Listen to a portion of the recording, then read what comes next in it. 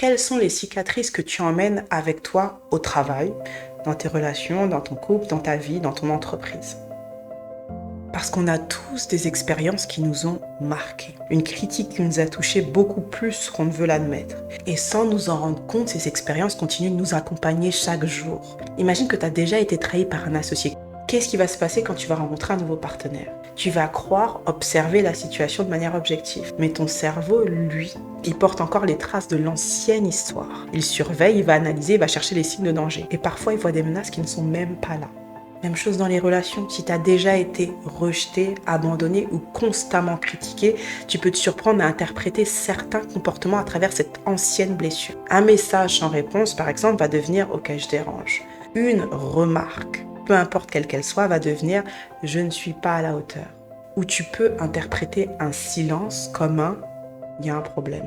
Et même chose dans ta façon de travailler. Si on t'a appris très jeune qu'il fallait travailler dur pour mériter ta place, pour être aimé, reconnu ou validé, tu peux te retrouver aujourd'hui à travailler sans t'arrêter, sans même savoir pourquoi tu n'arrives pas à lever le pied. Ce n'est pas de l'ambition à ce moment-là, c'est le syndrome du bon élève qui continue de tourner. Si je m'arrête, je ne vaux plus rien. Si je ne suis pas irréprochable, je vais être rejeté. Alors qu'en réalité, tu regardes parfois le présent avec les lunettes du passé. Et c'est normal, c'est pas qu'une question de volonté. Ton corps, il va garder une mémoire que ton esprit, enfin ta conscience, a peut-être ou très souvent oubliée. Tu peux avoir décidé mentalement que c'est derrière toi, que tu as oublié, que tu es passé à autre chose. Et pourtant, ton corps réagit encore exactement comme avant. Le cœur va s'accélérer, la gorge qui va se serrer, l'envie de fuir, tu vas commencer à bégayer pour certains, avant même d'avoir réfléchi. Ce n'est pas toi qui choisis ça dans l'instant. C'est un automatisme qui est installé bien avant que tu aies les mots pour comprendre ce qui se passait. Ton cerveau essaie de te protéger. Il a enregistré certaines expériences comme des dangers potentiels.